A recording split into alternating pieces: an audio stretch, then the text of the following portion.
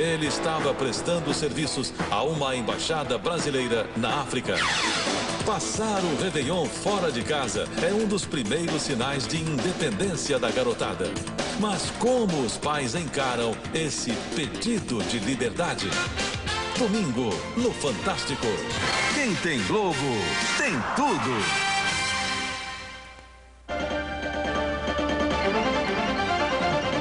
Bom dia. Qual é a atual situação do patrimônio histórico de Minas? Ao longo dos anos, os prejuízos vão se acumulando. Roubo de peças sacras, infiltrações por causa de goteiras, desmoronamentos causados pelo total abandono. A chuva desse mês provocou estragos em 2 casarões históricos, sendo um deles em Tiradentes. O outro foi em Mariana, onde a situação foi mais grave. 200 anos de história viraram entulho.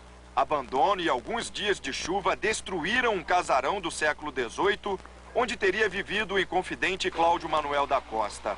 Uma obra tombada pelo Patrimônio Histórico Nacional, como todas as outras do complexo da Praça da Sé. As ruínas causam revolta e tristeza em Álvaro José, artista plástico que durante 20 anos trabalhou no casarão. Seria uma coisa como eu perdi meu pai e minha mãe, que já faleceram. Mas o prejuízo histórico pode ser ainda maior. O mau tempo agora ameaça esse outro prédio que fica bem ao lado do que desabou. Toda a estrutura já está comprometida. As infiltrações estão nas paredes e as rachaduras nos portais. Nesse outro casarão, operários trabalham para recuperar o que já foi destruído. Restauram o telhado, a parede lateral. Ver 2 séculos de cultura acabando em horas de temporal revolta os moradores. É como tirar uma parte do meu coração, é uma parte da minha cidade, da minha história. É lamentável mesmo. Para discutir a situação do patrimônio histórico e cultural de Minas, nós vamos conversar com a presidente do IEFA, Jurema Machado, e o arquiteto Ivo Porto de Menezes. Bom dia. Bom dia. Dona Jurema, a situação que nós mostramos foi a de Mariana, tivemos também uma situação idêntica em Tiradentes. Como que está o resto do patrimônio nas cidades de Minas? Eu acho que esses 2 exemplos que nós vimos aí no VT, ele caracteriza muito bem a situação. Eles 2 caracterizam. Por quê? De um modo geral, os monumentos, aquelas edificações excepcionais, as igrejas, as grandes construções de caráter público, elas estão em bom estado, de um modo geral em bom estado, com algumas exceções, no caso específico das igrejas e mais especialmente até no norte de Minas. Agora, isso que a gente viu aí, essa reportagem, o casario de propriedade particular, esse sim tem locais de problema, especialmente em cidades como Mariana, Tiradentes, Ouro Preto, que são tombados no conjunto. Então, o somatório de domicílios tombados nessas cidades alcança uns 10 mil domicílios dentro da área tombada. E isso é muito difícil controlar por parte do poder público. Senhor Ivo Menezes, o senhor como arquiteto, qual a avaliação que o senhor faz? Por que chega a ser um ponto desse os nossos casarões? Eu acredito que o ponto fundamental é o desconhecimento ou a falta, talvez, de conhecimento dos próprios moradores da importância da sua casa. Às vezes, não tanto ela sozinho, mas principalmente, como a Jurema falou, como participante de um conjunto arquitetônico. A partir do momento em que o proprietário se conscientiza de que a casa dele é importante no contexto geral da arquitetura da sua cidade, ele tomará, evidentemente, providências para que essa casa se conserve do melhor modo possível, não só tendo em vista o patrimônio da cidade, mas também o seu próprio conforto pessoal. Dona Jurema, o dono de um casarão como esse precisa fazer uma reforma. Quem paga a reforma? O governo do estado ou o dono do casarão? Não, ele paga. Da mesma forma que qualquer um de nós, proprietário da nossa residência, da nossa casa, nós somos responsáveis, ele também permanece responsável. A legislação brasileira trata dessa maneira, desde 1937, que a legislação do patrimônio coloca para o proprietário a responsabilidade da conservação, como qualquer um de nós é responsável pela sua casa. O que acontece, situações como essa, no caso de Tiradentes, por exemplo, o proprietário comprou para um futuro investimento e abandonou. não trabalhou no imóvel. Eu já vi várias situações, o professor Ivo, com uma longa experiência do patrimônio, conhece isso. Nós tivemos, por exemplo, em Itaverava, um sobrado de propriedade particular com pinturas do Manuel da Costa Ataíde, em que os proprietários construíram uma casa de ótima qualidade ao lado e deixaram a casa cair. Recentemente, a prefeitura, praticamente deixaram cair. A prefeitura conseguiu desapropriar. Nós temos a Fazenda Jaguara, em que o proprietário tem uma excelente residência dentro da fazenda e tem ruínas lá também ameaçadas. Quer dizer, o poder público consegue, com todas as dificuldades, trabalhar no que é de propriedade pública, no que é de propriedade particular. As pessoas têm que conservar. Como qualquer um de nós, se, por exemplo, lá no centro de Belo Horizonte tem lá o balança, mas não cai. Se cair uma janela na cabeça de alguém que está passando na rua, a responsabilidade é minha, que sou dona do edifício. O edifício JK, que tem lá problemas em toda a sua fachada, se despencar uma estrutura metálica lá de cima, a responsabilidade é do condomínio.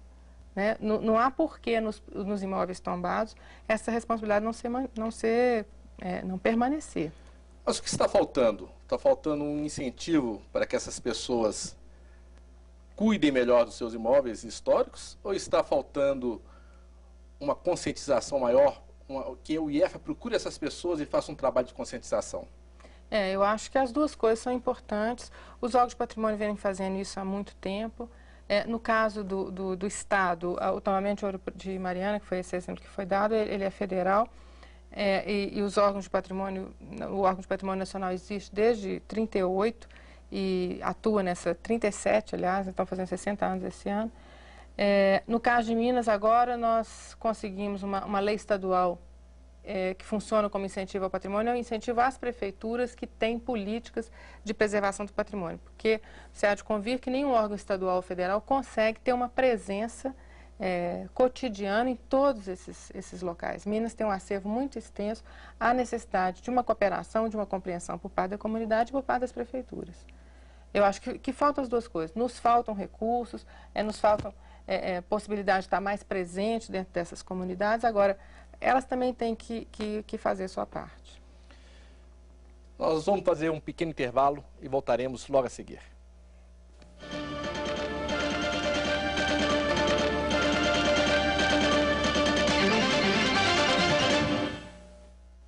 Fim de ano Tupã. Compre agora pelo menor preço e comece a pagar em fevereiro. Ou em 3 vezes no cheque, sem juros. Entrada 30 e 60 dias. Onde está o povo? Estão as lojas Tupã. Nesse exato momento, tem uma vida correndo contra o relógio. Para sobreviver, ela só precisa de alguns minutos da sua solidariedade. Doe sangue no Hemominas. Não deixe alguém esperando o resto da vida. O CD que você esperava. Este não pode faltar em sua festa. Samba e Pagode, volume 7. Em CD e cassete, som livre. Fim de ano Tupã. Compre agora pelo menor preço e comece a pagar em fevereiro. Ou em 3 vezes no cheque, sem juros. Entrada 30 e 60 dias. Onde está o povo? Estão as lojas Tupã. Domingão do Faustão. Vem no maior agito com os sucessos de Claudinho e Bochecha, Gabriel o Pensador, Zezé de Camargo e Luciano. Só pra contrariar, Netinho e uma homenagem aos melhores de 97. Neste domingo, 4 da tarde, Domingão do Faustão. Quem tem Globo, tem tudo.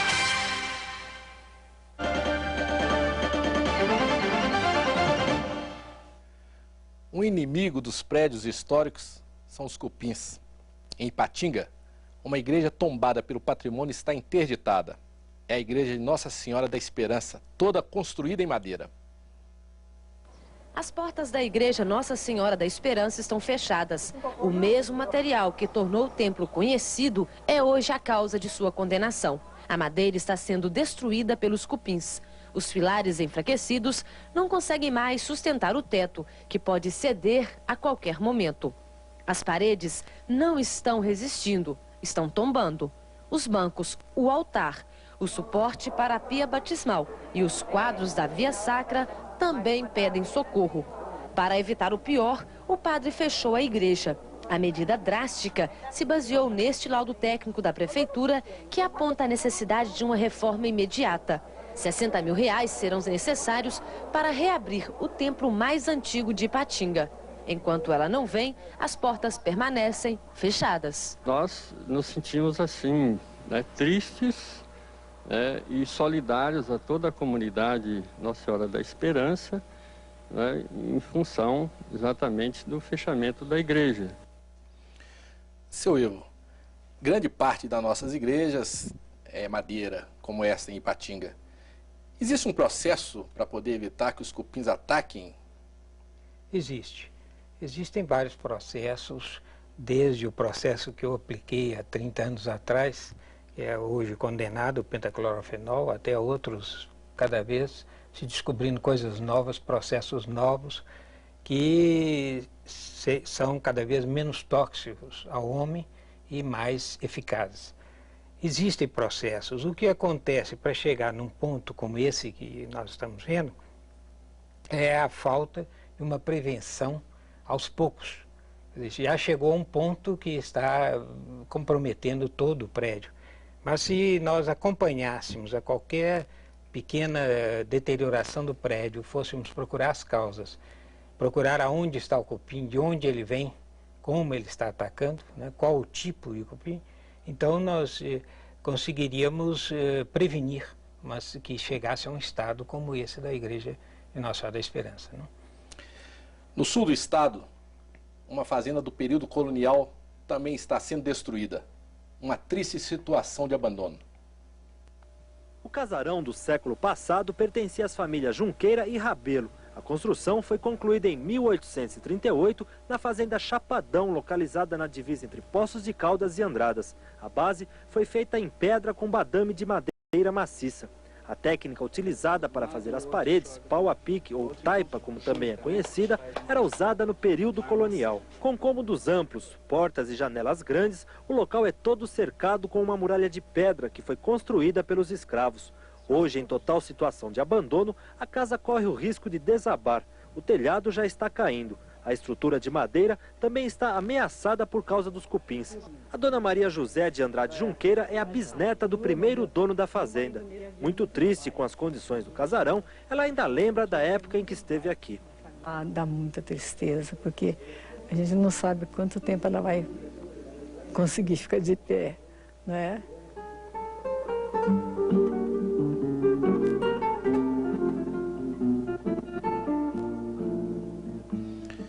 Dona Jurema, dois exemplos aí de abandono, de a história se perdendo. O IEFA tem um levantamento de todo o seu acervo em termos de fazendas, casarões. Existe um levantamento disso? Esses 25 anos de existência do IEFA, eles possibilitaram que a instituição acumulasse um conjunto muito grande de informações. Nem tudo que tem valor histórico, cultural é tombado, ou seja, tem a proteção legal no caso do patrimônio estadual. Essa proteção, o tombamento, ela pode vir do nível federal, no caso feito pelo IFAM, pelo IEFA, no caso do estado, ou pelas prefeituras. Então, nem tudo tem a proteção federal. Essa fazenda, por exemplo, nós vimos um exemplo, não tem nem tombamento federal e nem estadual, não sei se teria um tombamento municipal. Mas uma fazenda de 160 anos não mereceria um tombamento? É possível. É possível. Agora, no caso do IEFA, o que nós temos feito? Um estímulo muito grande para que as prefeituras também participem desse esforço e temos selecionado com uma certa parcimônia, vamos falar assim, os bens a serem tombados, os novos tombamentos. Por quê? O que nós consideramos importante é ter uma representatividade dos diversos períodos da história de Minas. E ter essa representatividade não só do período colonial, mas depois aí do café, do início da industrialização, do início da urbanização, até o modernismo, que tem uma passagem tão importante por Minas.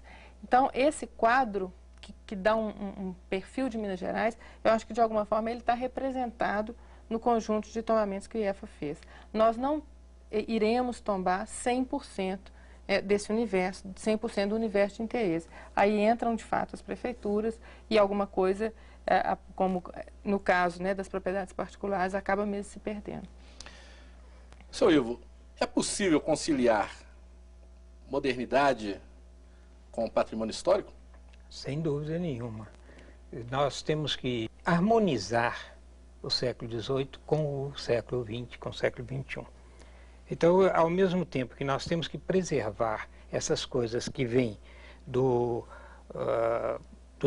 nossos antepassados, nós temos também que procurar ver o que está sendo feito, o valor dessas coisas dentro da nossa dificuldade de julgar aquelas obras que estão mais próximas de nós. Nós temos que também tentar preservar alguma dessas coisas mais importantes que estão sendo feitas, se não para um julgamento futuro, e aí então haver uma preservação permanente dessas obras que estão sendo feitas agora. Mas de qualquer jeito, é um trabalho muito delicado. O trabalho, por exemplo, quando nós, numa cidade histórica, nós vamos ser obrigados a interferir ou a autorizar a interferência de uma obra moderna dentro dessa cidade.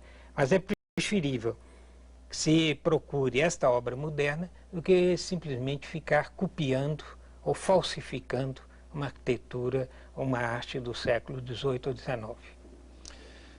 Globo Comunidade volta depois do intervalo.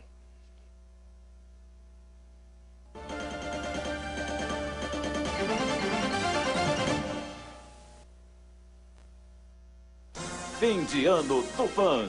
Compre agora pelo menor preço e comece a pagar em fevereiro. Ou em 3 vezes no cheque, sem juros. Entrada 30 e 60 dias. Onde está o povo? Estão as lojas Tupã. Caminhando conosco, você tem nos trazido a vida e a esperança de continuar vivendo. Nós, crianças e idosos do núcleo, pedimos a Jesus que ilumine o seu caminho, que faça brilhar o amor e a esperança em sua vida e que a gente continue caminhando juntos. Fim de ano Tupã. Compre agora pelo menor preço e comece a pagar em fevereiro. Ou em 3 vezes no cheque, sem juros. Entrada 30 e 60 dias. Onde está o povo? Estão as lojas Tupã. Esse macaquinho foi treinado para roubar, mas acabou fugindo do seu dono. Isso! E aprontou altas confusões ao lado de uma linda garotinha. Meu Pequeno Ladrão, filme inédito, neste domingo, 2 da tarde, em temperatura máxima. Quem tem Globo, tem tudo.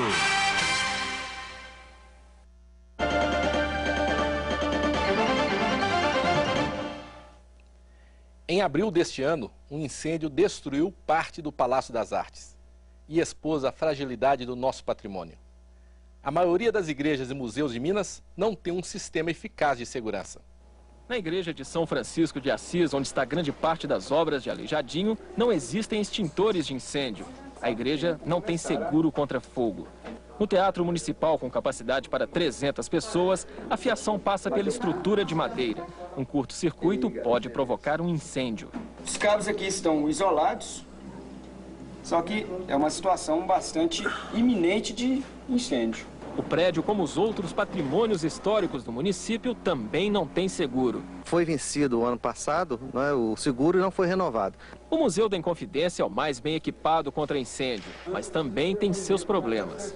Todos os cômodos têm extintores de incêndio. A instalação elétrica é protegida com os fios passando por canaletas. No alto, existem detectores de fumaça, só que eles não funcionam. Esses detectores estavam dando muito alarme falso.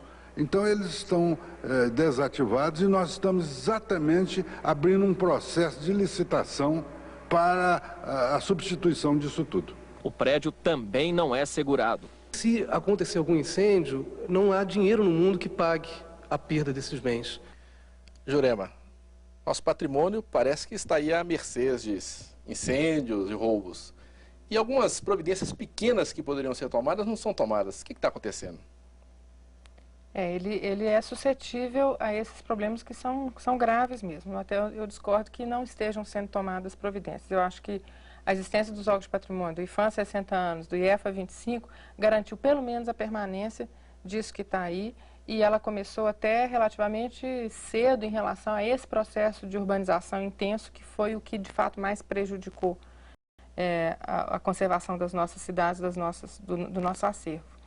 Essas providências pequenas, como você se refere, elas vêm sendo tomadas há muito tempo. Quer dizer, esse exemplo que foi dado de Ouro Preto, todos esses imóveis que foram citados em Ouro Preto, eles já passaram por por vários processos de restauração. Não tem um único imóvel, uma única igreja ou um único edifício de maior porte, um edifício público significativo em Ouro Preto que não tenha recebido um investimento, nesse tempo de existência dos órgãos de patrimônio, um investimento na sua conservação. É claro que eles nunca são os ideais, frequentemente não são completos, mas trabalha-se com uma limitação muito grande, especialmente uma limitação de recurso financeiro, e eu acho que até bem pouco tempo trabalhava-se ainda com a incompreensão e com o descaso, vamos dizer assim, da grande maioria da população. Hoje eu vejo essa situação se revertendo. Nós temos ao nosso lado a imprensa, que nos dá um apoio muito grande, a opinião pública, e até mesmo as comunidades cada vez mais interessadas nesse processo. Essa é a única saída. Não é possível cuidar de um acervo desse porte sem um envolvimento e um apoio da sociedade. A situação em Belo Horizonte é mais tranquila? Em Belo Horizonte é mais tranquila até pela característica dos edifícios. Como é uma cidade do início do século, os edifícios predominam o sistema construtivo em tijolo, concreto, são revestimentos menos suscetíveis e materiais menos suscetíveis ao fogo e até mesmo mais estáveis do ponto de vista estrutural. Mas nem tudo está perdido. Essa semana surgiu uma esperança para salvar o patrimônio das igrejas e museus do Estado. Foi lançado o projeto Minas para Sempre. As igrejas de Minas escondem tesouros. O Estado guarda 60% de todo o patrimônio tombado no país. A riqueza do passado atrai a cobiça. De acordo com o Instituto Estadual do Patrimônio Histórico e Artístico, nos últimos 24 anos, 469 peças sacras e objetos de museu desapareceram ou foram roubados. Só 43 recuperados. História que se perde. Para salvar o patrimônio, no ano que vem vão ser instalados alarmes de segurança em mais de 100 igrejas e prédios históricos. O programa da Secretaria de Estado da Cultura tem um nome que é também meta: Minas para Sempre. O trabalho começa pela zona rural. Durante o ano vão ser investidos R$1 milhão em 43 cidades. Além da segurança, os cuidados com a restauração. Já estão na lista a Igreja São José, em Minas Novas, as Casas dos Romeiros do Santuário de Piranga, a Igreja do Rosário, em Padre Marinho. Jurema, muitas dessas peças nós sabemos que acabam na mão de grandes colecionadores. Um convênio entre o IEFA, Polícia Federal, por exemplo, não resolveria, em parte, essa questão? Eu acho que essa talvez é uma das maiores lacunas, porque nós temos insistido muito com a tecla do inventário, que é uma medida importante, parece uma medida meramente administrativa, mas não é, ou seja, é fotografar, medir, descrever essas peças, porque uma vez roubada você tem que provar a procedência dela. Essa providência agora dos alarmes, um trabalho constante com as comunidades de conscientização, de não entregar isso para falsos restauradores, de ter cuidado com quem tem acesso à igreja. Essa questão do envolvimento com a polícia começou a estar em andamento uma ação até bem maior do que isso. É um convênio entre a Unesco e a Interpol, do qual o IPHAN, o Patrimônio Histórico Nacional, faz parte, porque, por incrível que pareça, esse roubo de peças sacras não é uma característica de país pobre, nem de um país que tenha deficiências na sua infraestrutura de serviços públicos, como é o Brasil. Esse é um problema mundial que afeta, inclusive, os grandes centros, os países mais ricos do mundo. Seu Ivo, com essa grande experiência que o senhor tem em patrimônio histórico, qual a solução para evitar esse mercado negro de peças sacras? Primeiro, a conscientização dos proprietários particulares ou principalmente das igrejas, né, com relação ao valor desse patrimônio. Segundo, também esse inventário, que a Jurema já falou, eu julgo fundamental, porque, na minha experiência, já mais de uma vez, uma fotografia tirada ao acaso numa igreja já serviu para localizar uma peça roubada. E agora, o que se faz é exatamente isso, de divulgar aquilo que foi roubado, para que a partir daí então se possa realmente recuperar a peça roubada. O mais importante então será essa conscientização do proprietário, do responsável pelo bem, né, e a comunicação imediata às autoridades do roubo. Jurema, com esse projeto Minas para Sempre, o patrimônio histórico de Minas está assegurado? Não, quem dera, né? Nós estamos caminhando para isso, para uma situação bem melhor do que a que nós temos hoje. É importante chamar a atenção para o fato de que, ao colocarmos alarmes nas igrejas, as comunidades não podem deixar de estar alertas, de deixar de estar atentas, deixar de fazer o seu papel. O que é o seu papel? É continuar evitando o contato de estranhos, continuar tomando conta da situação das portas, das fechaduras, até da própria manutenção, nos informando da situação de manutenção do sistema de alarme. Quer dizer, em nenhum momento é uma situação semelhante à nossa casa. Se eu colocar alarme na minha casa, não significa que eu vou abandonar a chave da porta, não vou ter mais chave para a porta, né? Todo mundo tem alarme no carro, mas tranca o carro direitinho. Então, não se pode descuidar, mas nós temos uma expectativa de uma ação grande e global em todo o estado. Eu acho que com essas características, ela é inédita no Brasil. Com essa dimensão, com esse enfoque, eu acho que é inédita. Nós optamos por começar pela área rural, porque na área rural que tem acontecido os últimos roubos, ela é mais vulnerável, ela está fora do circuito turístico, geralmente ela não tem, são pequenos distritos que não têm policiamento, e os colecionadores ou as quadrilhas, elas conhecem a qualidade do acervo, então elas vão no lugar certo, onde não tem proteção e onde o acervo é de qualidade. Quais serão as etapas desse projeto? Nós vamos começar pelo sistema de alarmes agora, janeiro, fevereiro, já trabalhar nessa área. Eu acredito que vai se estender mais do que isso, até pela dispersão. São obras relativamente simples, mas nós pretendemos atuar no estado todo. E nesse período, não é um período chuvoso, a gente vai poder estar trabalhando no interior dessas edificações. E a partir de março, começar as obras, começar por aquelas que têm de fato riscos iminentes. O projeto estaria concluído em quanto tempo? Com certeza, 1 ano de trabalho com os recursos que a CEMIG já nos repassou. Nós esperamos que ele permaneça, porque é um trabalho de prevenção, de conservação, ele tem que ser eterno, ele tem que continuar indefinidamente. Então, a gente espera que para os próximos anos, 98 está garantido, né, que para os próximos anos a CEMIG, comprovando aí o sucesso, os bons resultados do projeto, ela possa continuar participando dessa ação junto com o IEFA. Nós queremos agradecer a presença da presidente do IEFA, Jurema Machado, e do arquiteto Ivo Porto de Menezes. E vamos fazer votos de que realmente o nosso patrimônio histórico tenha mais proteção.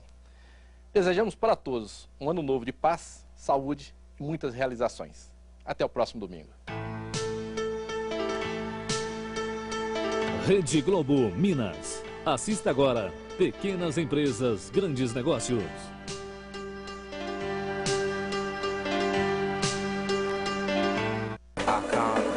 Os hits da noite. A batida do rádio. Sucessos alucinantes. Hit Parade.